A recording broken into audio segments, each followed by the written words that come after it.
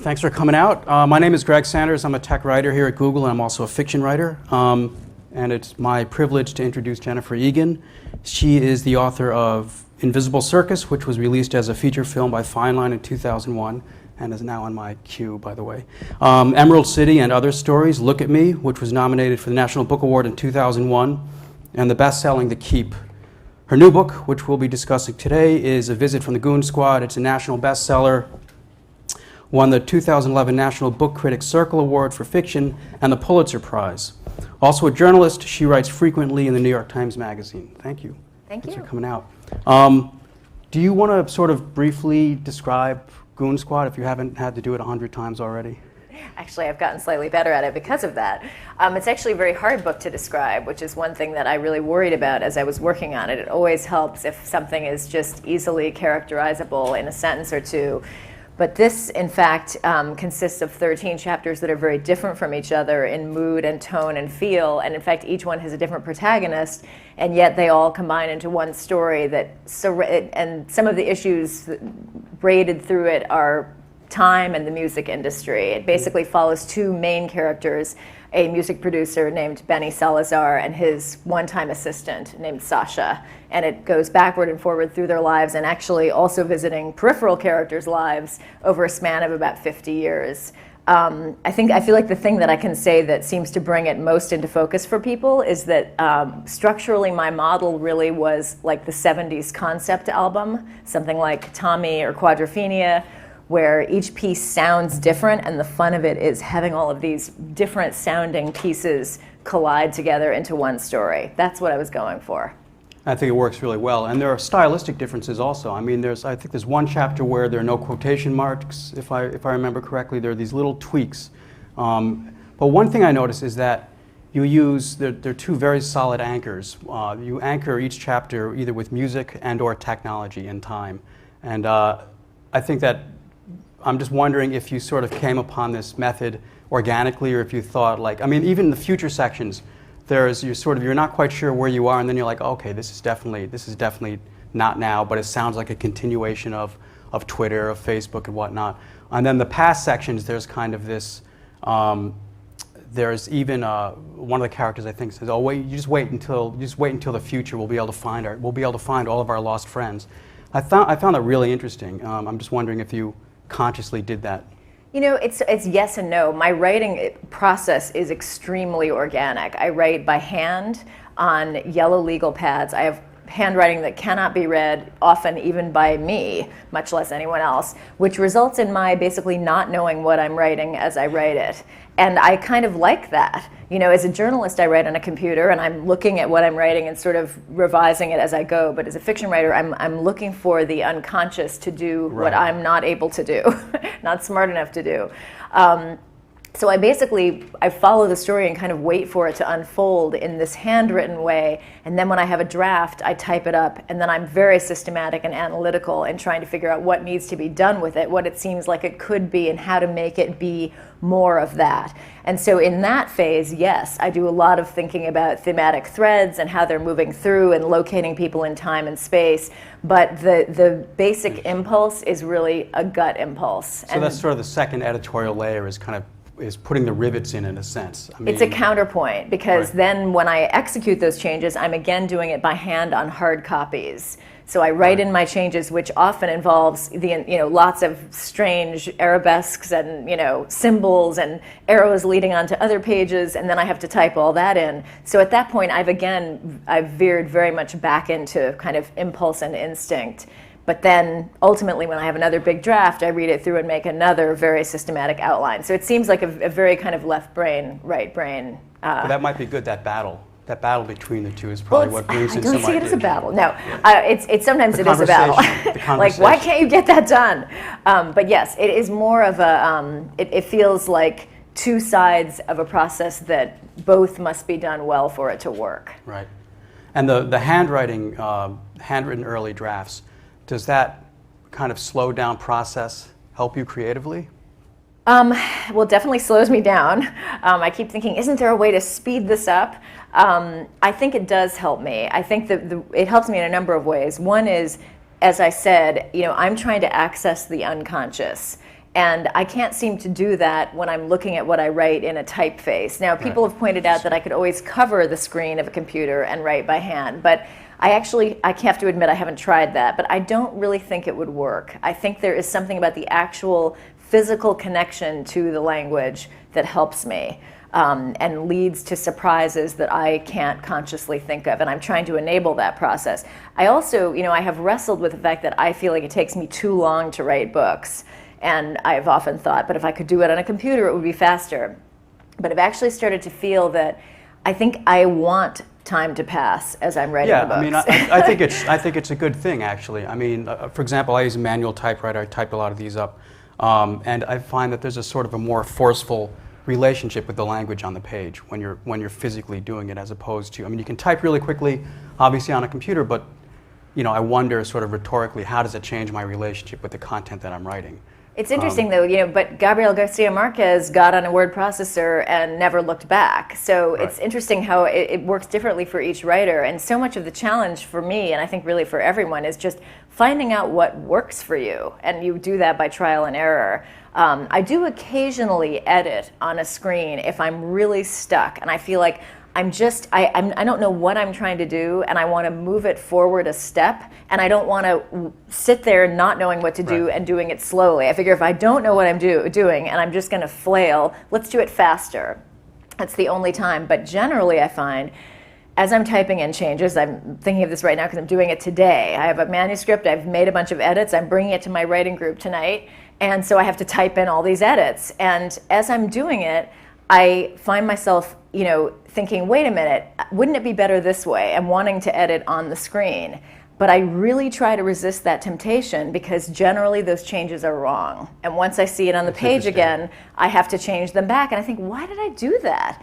But as we move into a world of reading more on screens, it leads to the question of how much it matters how it looks on the page. So I was actually going to ask that. That was one of my questions, is how do you think is sort of we've become so enmeshed in our relationship with our devices and technology and paperless books. How do you think that's going to affect narrative forms like the novel?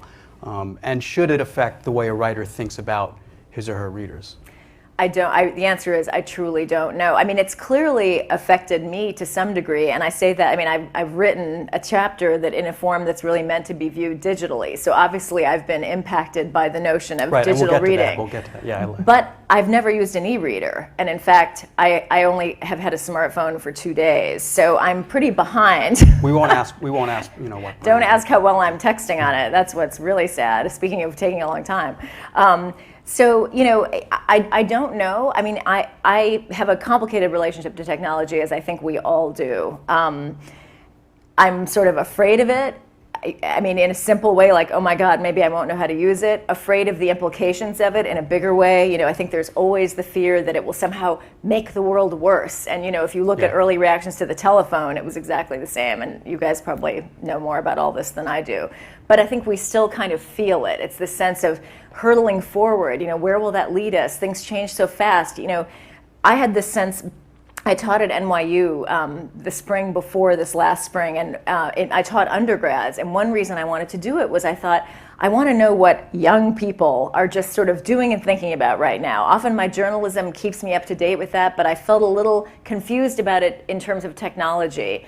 But the thing that was so funny was these 20 and 21-year-olds felt old. Because they felt like, well, teenagers now have really grown up with Facebook, but we didn't. So we're kind of the dinosaurs. And I thought, wow, I wonder if technology is moving so fast that everyone feels old. You can't keep up. I find myself commiserating with 21-year-olds about how 14-year-olds were way ahead of all of us. And I thought maybe the 14-year-olds are looking at the 2-year-olds thinking, well, they know how to use iPhones. They've grown up with them, and I didn't have that experience. So who knows? Yeah, I mean, and speaking about 2-year-olds and technology, there's the latter part of your novel projects us forward, I don't know, 10, 15 years, I'm not sure.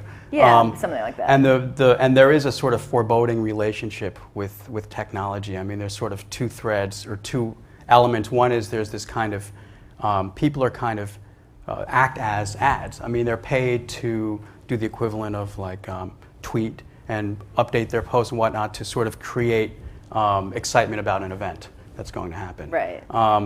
And I found that really, really interesting. So you're saying you have a sort of troubled relationship, but you also sort of seem to use that. Yeah. And then there's also a section where there's this young couple that we meet earlier, much earlier in the novel, and then we see them in the future, and they have a, I don't know, 2-year-old daughter, maybe she's a little younger, and there's this sort of, everyone's got this sort of, there's this ubiquitous communications texting device that everyone has, and they're like, they don't want her to touch it. Right, and there's also been one invented for kids, although right, when exactly. called a starfish, but when I imagined that, it was pre-iPhone, and in a way, I feel like that fantasy is already obsolete, because the iPhone is kind of what I imagined. Right. Something really bright and candy-like that would be really easy, it would have a touch screen, and would be really fun and easy for kids to use and buy stuff on. I mean, I have a 2-day smartphone user, and my children have already bought apps on it. I mean, they're not 2, but so that in a way, I feel like that's already been kind of superseded. So yeah, I mean, I think that in that chapter, one feels some anxiety about technology. At the same time, creatively, it is so exciting to me. Yeah. I mean, it's just thrilling to think about new forms and genres that become possible through technology. And to me, the novel, while many people feel that it's imperiled by all this, I don't actually feel that way, because to me, the novel has always been a very flexible, elastic, open form. If you look at the earliest fiction, Cervantes and Lawrence Stern, that stuff is out there. It's meta. I'm reading Don Quixote now. It's unbelievable. Tristram Shandy has crazy graphics in there. I mean, if PowerPoint had existed, he would have been using it. So I feel like there are all kinds of things that are possible, and that is really exciting to me, even as, I myself am clearly not an early adopter. Well, I think in some ways you are. I mean, you're pushing the envelope. I mean, especially, can we talk about one of the chapters in here that I really love? For those of you that have the book, well, it starts on 230 something, but it's basically it's sort of, I guess, also a projection into the future, and it's an entire chapter. The entire narrative is done. You said with PowerPoint. Yeah, I did it with PowerPoint. And it could have been any slide. Could have been right, exactly, and. Narrated basically by a young woman, a 12-year-old. 12-year-old, and she's writing about her autistic brother, or he's sort of he has a kind of Asperger. He clearly has trouble with socialization. Has kind of Asperger's obsession with the pauses in rock and roll. It's called Great Rock and Roll Pauses, and I thought it was really great. And the thing is, there's narrative momentum in it, and it's not standard, obviously words on page. And I'm just wondering. I actually saw an interview with you, I think it was on PBS, and you mentioned that you handed this chapter to the publisher after the initial manuscript? Yeah, the book was sold, and this chapter wasn't in it. I had been obsessed with working in PowerPoint, and in a way, that obsession, I think, epitomizes my odd relationship to technology, because I really wanted to write a chapter in PowerPoint, but I had never used PowerPoint. I wasn't even totally sure what it was. And I didn't have, I said to some friends in corporate world, I want to learn more about what you do. Send me a few PowerPoints.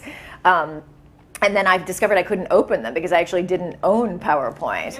Right. And then when I looked into it further, I determined that I actually didn't have enough memory on my laptop to hold it. And it was kind of expensive. So I thought, you know what, to hell with it. I write by hand, so I'm going to do PowerPoint by hand. So I sat down and drew rectangles on my yellow legal pad and thought, all right, let's get some PowerPoint happening here. Of course, it went nowhere. I mean, if you're going to work in a genre, you have to sort of be in the genre. So ultimately, I bit the bullet and bought the program and did all this. But even when I had done that, and I was struggling to figure out not so much how to use it because it's easy, but what it meant to work in it. Because initially I thought, okay, it's just bullet points. But in fact, that's not a very sophisticated use of PowerPoint at all. But my biggest problem and the biggest hindrance and the reason I hadn't gotten far with it and sold the book without it was that I didn't like the corporate feeling of it. There was just this kind of corporate smell to it that seemed really unappealing and kind of antithetical to the feeling I look for in fiction. And so I couldn't figure out a way around that. So I thought, okay, you know what, I can't make this work. So I sold the book, and then after that, there were a couple of things that were really nagging at me. The main one was that Sasha, one of the major characters, I was not able to find a way to visit her in her future life, whereas Benny, the other one, appears in the chapter we were just talking about. And that seemed really asymmetrical and wrong. And so that was sort of nagging at me, and then there was the fact that I hadn't found a way to use the PowerPoint, and a third obsession that I hadn't found a way to work in, which was an obsession with the pauses in rock and roll songs. And then all of a sudden I had this kind of brainwave that if a kid was the PowerPoint narrator, it would undermine the corporate feeling. It just kind of couldn't be there really in a kid's voice. And that if it was one of Sasha's kids, I would have found a way to visit her in her future. And then, as it turned out, I even managed to get the rock and roll pauses in there. Yeah, it's really... because she's writing mostly about the tension in her family life resulting from her brother's obsession with these pauses and her father's absolute, not rage, but deep frustration at being lectured at about pauses in rock and roll songs endlessly by his son, thus being reminded of his son's trouble and difficulty socializing with other kids, and so there's all this. I mean, it's a loving family, but a family with issues and struggles like every family. And this 12-year-old is its chronicler, and she uses PowerPoint. So yeah, she's taking a course in making slides. I mean, she has. I think she quotes something from her class: "Add a graphic, get more traffic." Right? I mean, that yes. sounds like something you'd hear. A word wall is a long haul. That's another yeah, one. Exactly. A word wall. I should have is a gone long into haul. advertising. Yeah. No, it's clear that she's learned this at school. I mean, I think so. These kids are going to be basically, in this version of the future, these kids are just completely conversant in graphical representations of information. Well, I think really that's somewhat true already. Yeah. In fact, it was funny because I thought, this is a crazy idea that a 12-year-old would be using PowerPoint. People are going to just die at the thought of that. And so I mentioned it to a friend of mine, and she said, Jenny, my 12-year-old just did a presentation in school in PowerPoint last week. I mean, this is already happened. And I said, oh, okay. I won't get credit for futurism on that one. But yes, she keeps her journal in slides, and this makes right. her mother very uncomfortable, Sasha, my main character, because she keeps saying, why aren't you writing? What's all that white space? Where does the writing come in? So it becomes an object of mother-daughter tension too. Yeah, there's a lot going on in that chapter. I thought it was really great. And I understand, sort of tying into that, I've also heard you say you don't write about your own life, but it sounds like you write about maybe there are little overlaps. You allow characters to sort of carry around your interests or obsessions. I mean, the rock and roll pauses you said was actually yours. That's actually something that's been on your mind, is that right? Yeah, I think I do that a lot, actually. I think I have ideas that are interesting, but not all that interesting. Not interesting enough to do much with on their own, and instead of pursuing them myself, thank God, I just give them to characters. I hope they become slightly more interesting. There's another one that sneaked in there. There's an art historian who wants to write a book about representations of sound in Cézanne's paintings, whether his brush strokes of his outdoor kind of green and orange landscapes are actually trying to suggest the sound of locusts at that time of year. And I had this thought myself, and I thought, that's an amazing idea. Maybe I should pursue it. And then I thought, I don't know, it immediately translated into, wouldn't it be interesting if someone else was interested in that? It provides that character with a sort of quirky richness. So thank God I didn't take a 2-year detour trying to somehow turn this into an art historical thesis. It's not too late, though, I think it's too late. But yes, I do that all the time. I have ideas that I flirt with ideas that I think are interesting, and then I give them to characters. I think that's the right home for most of them. Yeah, I think it works. And one other one I noticed that also as a segue into one of the other threads is sort of the technology thread, that's the anchor, and then there's the music anchor, mostly punk. I mean, Benny Salazar is sort of an ex-punk rocker, and we meet some of his friends along the timeline, the past and the future. And he's got this great internal monologue. I think he's driving down the West Side Highway listening to the Dead Kennedys, and he's basically saying, like, I know why punk died. I know why music died, because it's digital music production. It's sort of like there's no longer hiss, there's no longer imperfections or pops. And I was wondering if that was something. It's sort of a sensibility. I mean, I kind of think there's something about digital processing that removes the edges. That actually was not my idea. I read a piece by Neil Young in Harper's years ago. It had to have been. It was actually just as CDs were becoming ubiquitous, and he was decrying this digital sound and saying that he thought it would basically kill music. And his point was, we'll somehow recover from this, but it's going to be really hard. And that always really struck me because I thought it was fantastic. Everyone was so excited about the clarity of the sound, right. and that was exactly the thing that he abhorred and thought was in a way unmusical and sort of inhuman. And so that idea stayed with me, and I think I sort of gave that idea to Benny. Gave that to Benny, yeah. Yeah. Do you think that there is sort of a punk sensibility to the novel? I mean, this is it's slightly it's nonlinear. It's slightly disruptive as far as the narrative form goes, and I kind of interpreted that. It might just be me, but I sort of interpreted. I was like, yeah, this is kind of a punkish. I didn't think so. I mean, I certainly thought of it as an album, as I said, and it's been pointed out to me since that my PowerPoint chapter, which is the second to last, basically functions as a kind of musical pause in the book because it happens right at that point that I think pauses are best used. When you're close to the end of the song, the pause makes you think the song will end, and then it doesn't. So there's this kind of rush of relief followed by a kind of sadness because then the song does end. It heightens awareness of the song passing or of time passing. So I think there was a musical idea behind the construction. Punk rock sensibility, I don't know. I mean, I think one thing that I didn't understand actually was how permeated the book is by music. In a way, I was interested in it, and I certainly did research on it, and I knew that my characters were in that industry. But for example, when the book first came out, we didn't really reach out to the music world at all in terms of publicity, which I think was sort of odd in retrospect. Eventually, that world kind of found it on its own, but months later.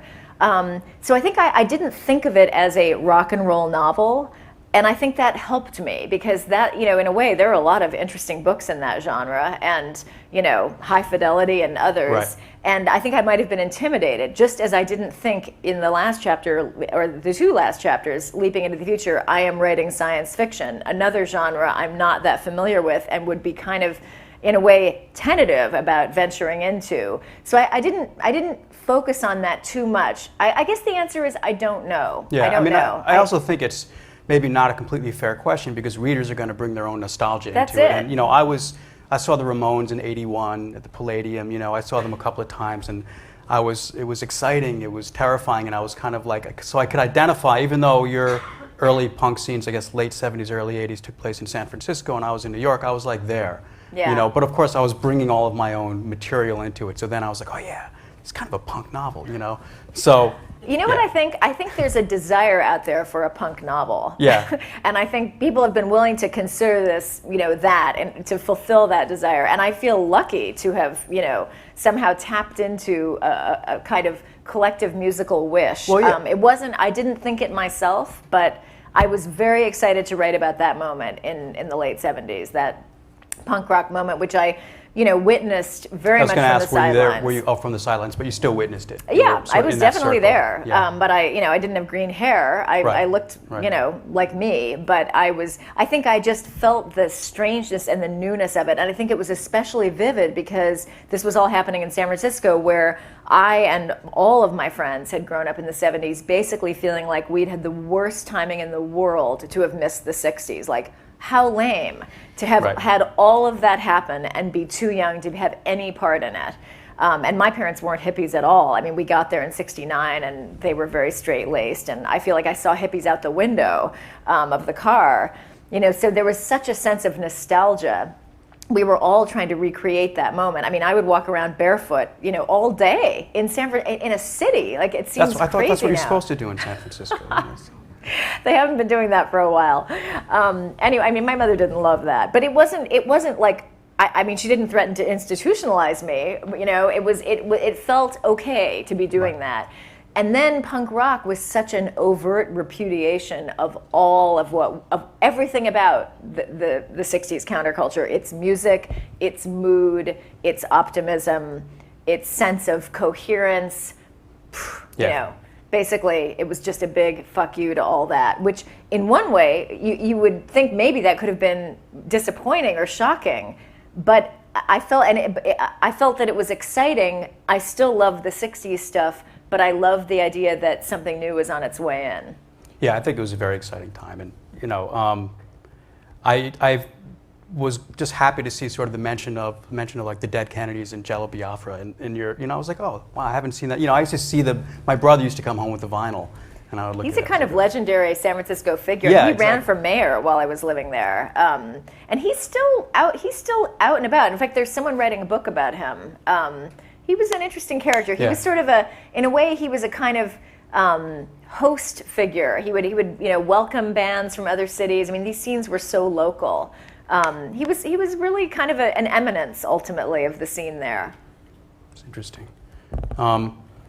You sort of mentioned a little bit your sort of internal process, or I guess your external process of working with the manuscript. What about, and this is kind of an abstract question, but is there a way of describing your sort of the process of your imagination, like how you kind of come up with ideas, how you manage them, and how you get them out on paper? Basically, in a way, it's fairly simple because it is so unconscious and intuitive. But what I really begin with is a time and a place. Ideally, I don't have too much more than that. I just need to know when and where. So for Goon Squad, it was very specific. I was trying to work on a different book, a historical novel that I'm really hoping to start very soon. But I was having trouble getting back into the research that I had done. And I was in a hotel bathroom. I looked down. I saw a wallet under the sink as I was washing my hands, and I thought, oh my God, how could someone leave her bag with the wallet right there? I guess this is about as close as I get to my own experience. It connected instantly with experiences of my own of being robbed, which I have been a ridiculous number of times and ways, not including physical violence. But there was one particular time that was really tough when my wallet was stolen, and then I got a call from a Citibank employee who was very lovely and professional and said, we have this service that will help you get your new cards set up and sort of pull yourself out of this. And I was very upset. This was probably 18 years ago, and I cried on the phone, and I said, I'm going out of town, I don't have any ID, what am I going to do? I sort of poured my story out to her, and she said, it'll all be fine, it happens all the time. Then it came time to choose a new PIN number for my cash card, and somehow in the course of doing that, I somehow mentioned my old PIN number, and the conversation ended rather quickly at that point because she was the thief. Wow. So she rushed to the nearest cash machine and overdrew my checking account. And I was flipping out before that. You can imagine the state I was in after. I was like in orbit of misery. And I kept thinking, I talked to her. I talked to her on the phone. But what I was left with when everything sort of calmed down, and of course the bank reimbursed me because they're insured for that. I kept thinking, what was it like from her side? Like, who was she? I became fascinated. I wished that I could find her. And so I think in this moment of looking at the wallet, I thought, someone's going to take that. And then I thought, well, I'm the only one here. And then my mind sort of leapt into the I guess somehow touched on that old experience and my curiosity about the point of view opposing mine. Right. I know my own point of view. I know what it's like to have a wallet stolen. There's nothing interesting about that to me. But stealing it, that's interesting. So I thought, okay, I'm going to, just for a break tomorrow, I'm going to start there. A woman sees a wallet and she takes it. And that's really all I knew. I didn't know who she was. I didn't know why she would take it, what the context was. I just started there and started writing. And in the course of doing it, I learned that she was taking the wallet, but also she was in her shrink's office later describing the experience of taking the wallet and what happened. I learned that she was on a date. All of these things kind of happened in the writing itself, but the doorway in was a time and a place. And that's pretty typical for me. It's interesting. And then you sort of in your mind, you just managed those threads. Kind of. I mean, I think some of the stuff you had some existing narratives out there, right? There was a piece in New Yorker. Right. Well, no, the New Yorker, they were all published as freestanding stories as I worked. Right. But, I see. Okay, yeah. That was going to be my question. Basically, they weren't published ahead of time, and then you sort of did you have the novel in mind, the entire arc of the novel when you published them? In fact, I never really even thought of it as a novel, honestly. Right. I had 4 chapters that were older that had been published in the 90s. And then I had this new stuff that seemed kind of exciting. I didn't really know how it would fit together. I think the other element that's important, so there's a time and a place, and then often there are some abstract questions floating around in my mind. Like with my novel, Look at Me, I had been thinking for a while, how is mass media and image culture changing our inner lives, our sense of who we are to ourselves, or has it? So that's pretty abstract. You wouldn't necessarily think that would lead to any kind of fun fiction, but that coupled with some times and places evolved into a book. With The Keep, I was interested in, I was basically interested in how our ubiquitous disembodied communication, because we're now in constant disembodied communication with each other, might mimic the Gothic experience in which people are in remote places and there's this possibility of the supernatural all the time. Is there something supernatural about remote communication? I guess that was my question. But then the time and the place were a guy arrives at a castle in an unspecified European country, in roughly the present day. Might be Czech Republic, might be Germany. Yeah, they're not even sure. They're not sure. Yeah. So with this one, I would say the abstract questions were, it was just one, which is, what would a contemporary novel about time look like? And the reason I was asking that question was that I had finally read all of Proust's novel. It took me a while. I mean, I had read a couple of volumes in my early 20s, loved all the obsessive love stuff, very bored by the time and the nostalgia. Right. Because in a way, in the early 20s, who cares? But revisited it with a book group around my late 30s when it all sort of read a little differently. And so we read the novel over about 5 years because we're all doing other things. And actually, I think we had 5 children among us in those years. So it unfolded in a kind of real time. Our lives passed as the book unfolded. And I thought, it's a book that's explicitly about time, mimics the effect of time passing. It's just exquisite in its execution, and yet, of course, it's thousands of pages. And I thought, how could you do that and capture the feeling of time passing now in a more economical fashion, right, which feels more contemporary? So that was, I guess, that was the abstract question. The other thing is music plays a huge part in Proust's novel, both as a plot element and as an organizational principle. I had wanted to write about the music industry as a journalist and begged and pleaded for an assignment for years because I just wanted to learn about the industry. The closest I got was an assignment to write about a pair of identical twin rappers, female, called Dime, D-Y-M-E, in the late 90s, and their album was just about to come out, supposedly. So this led to my most embarrassing journalistic moment when, at a party for a Biggie album release, I actually asked someone where Biggie was, thus leading to the reply, "He's dead," which was a low point for me journalistically. But anyway, I love these were lovely women and very talented, but what I began to realize as I was following them was that their album actually wasn't going to be released. I could just feel that it wasn't happening, and of course the industry was in trouble by then, and I think they were a casualty of that. As soon as I told my editor, I don't think the album is going to be released, of course he said, well, you're off the story, stop following them, and that was it. But a little of their DNA, I think, did end up in Goon Squad because I have a sister group called Stop Go. Exactly. Who have these women had an orange. They lived with their parents and they had an orange shag carpeted recording studio. Yeah. Studio. So I finally was able to use some. They were actually very talented, unlike the Stop Go sisters. But anyway, so time and music as abstract interests converged with this time and place, which was, the present day. I think that at the beginning, I did not think I was writing a book, I should say that. I just thought I was writing some stories to kind of kill time, or not really that, amuse myself while I waited to begin this other book.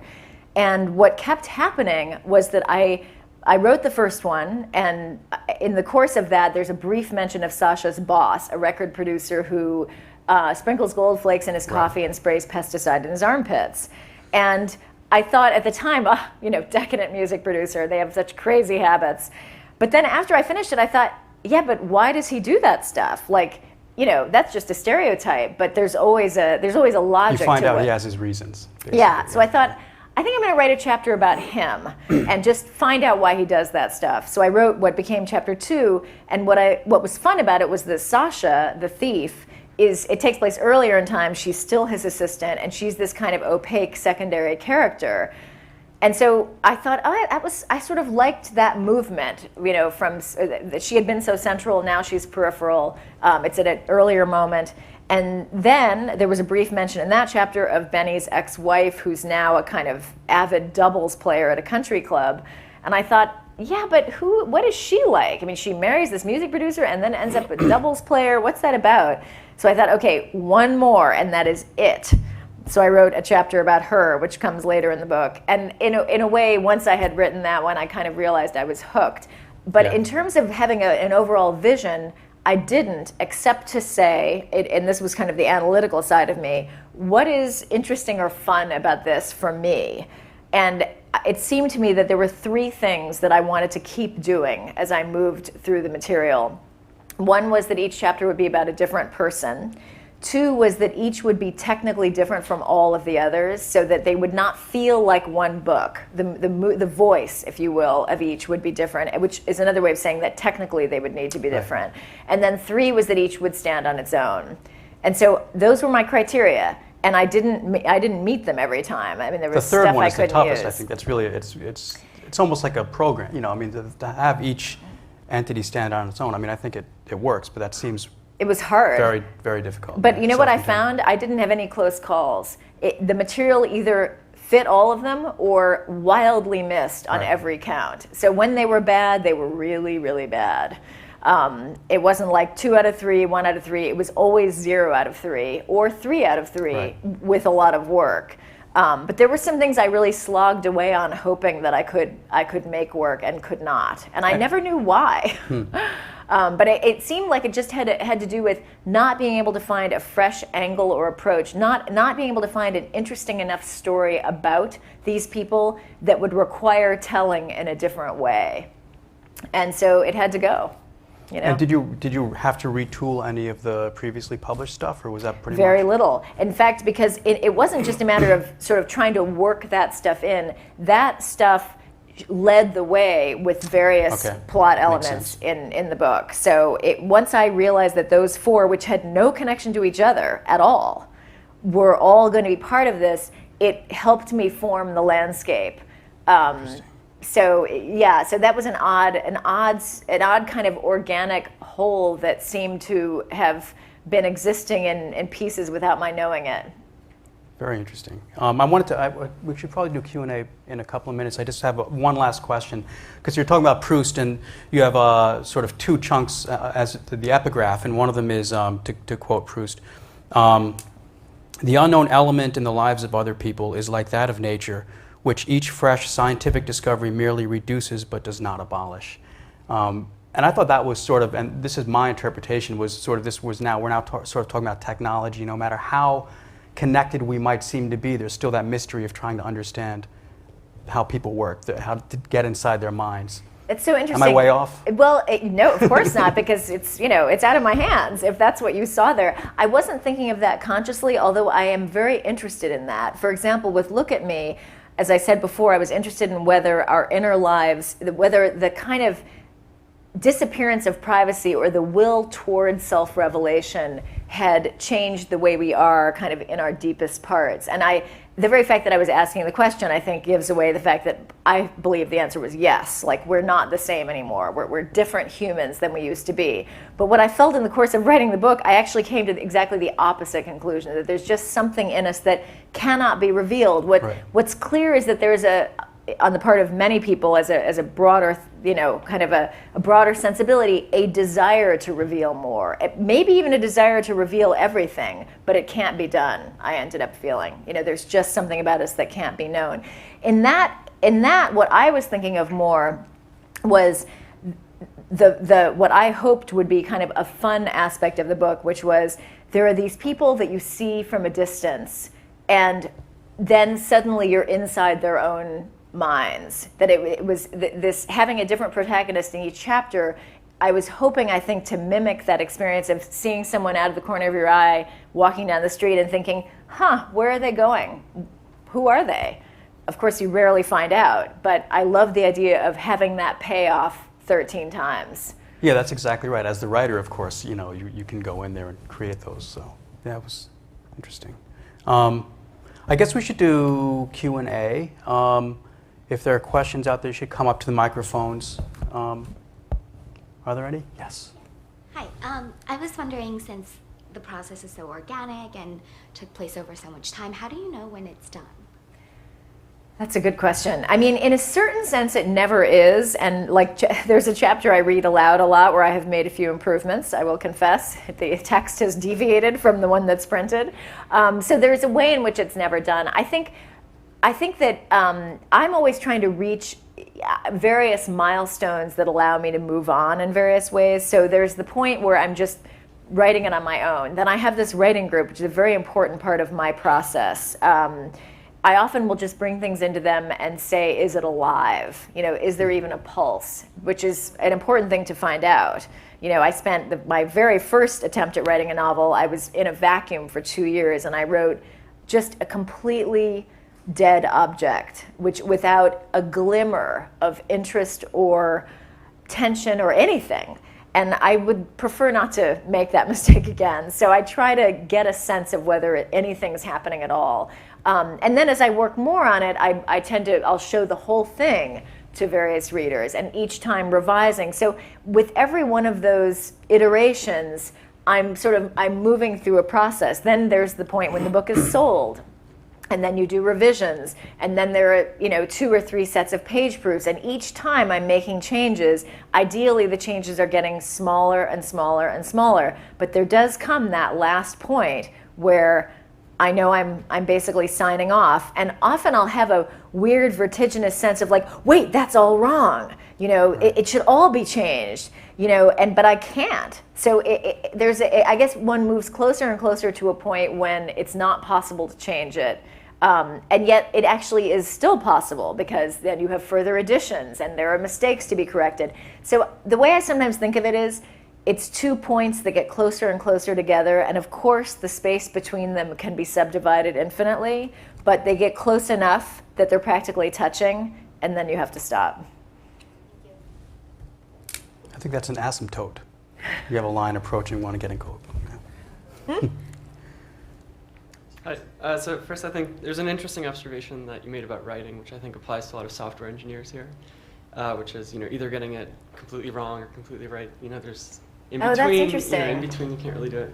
Huh. And also, a lot of people here, right? They use paper and whiteboards, right, to do ideas, right? You're at a computer all day, and that's how you actually push it out. But most of the thinking actually happens on like notepads and stuff like that. Is that right? Well, some people, but I think That's that's a big. So maybe that's You see the whiteboards organic covered connection. covered with all kinds Look around. of Yeah. Huh. That's And interesting. I guess the question I have is, so this book has 50 characters or something like that. So when you're writing, do you have some sort of, I guess, notepad where you keep track of all that you've said about them and what their relationships are and when they were introduced, that kind of thing? Or are you familiar enough with them all that they're all in your head, like real people? Or, how do you keep track of? It's a good question. I had less backup than you would think for this. I didn't find it that hard to keep track of them. I had much more trouble with my novel Look at Me, which, believe it or not, is actually more complicated, or somehow felt bigger, harder to hold in my brain than this one did. The only thing that was challenging and that I really needed to hammer out were, in other words, I knew all the things, but what I had to keep track of was when the reader knew them. And so, and especially, the ages of people was very tricky, because I don't really nail down years overtly in the book, but there is a specific year when all of this stuff is happening. Especially with the technological element, I didn't want to get too hyper detailed about what was invented and used at what time. It can get a little fussy. But just sort of what ages people were in relationship to each other, and in relationship to the reader at various points. The order of the chapters was something I struggled with enormously, which I think it's worth mentioning here, because in terms of when readers know things, the order of the chapters is paramount. when I was working on it, I thought that the book would just go backwards, because as I was writing the chapters, that's how they were emerging, and it seemed really fun. And I thought, okay, so I mean, it's not like no one has done this before, but I thought, yeah, it's a reverse chronology. And rather soon, I had problems with that because I knew I was going into the future. So then I thought, well, I can't like start with that. So I thought, okay, it goes backwards and then it leaps forward, and I kind of like the shape of that. But one of the biggest disappointments actually happened when I read the book in that order, expecting a kind of combustion that I had hoped would take place all the way through. And it was very flat. It just wasn't there. And that was really disappointing. And I thought, okay, so maybe this is just not going to work in the way I hoped. I mean, you know, writing books is always kind of like a chemistry experiment. You know, in the end, people tell you whether anything's happening or not, and you can kind of feel it too. So I thought maybe it just won't. But then I also thought, you know, this backwards chronology is really costing me a lot of opportunities for surprise and payoff for the reader. As one clear example, you mentioned that Benny is in the car in chapter 2 reminiscing about his punk rock past. It's just a paragraph, but you know it sort of raises a question of like, what was that like?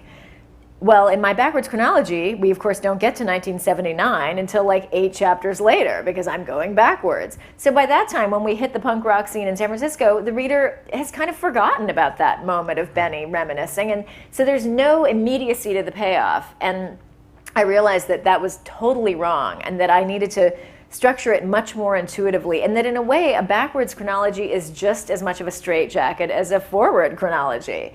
So that was when I understood that I was going to be moving around, and that my only criteria really were going to be things like, what would be the most fun to encounter now? At that point, I started to be pretty systematic about what we already knew about people and what the ages they were when we last saw them, because I didn't have that ramrod of a chronology to orient me. But even then, it was like a 2-page document with a list of chapters and a few notes about each person. It wasn't like a spreadsheet or anything, partly because I don't know how to use spreadsheets.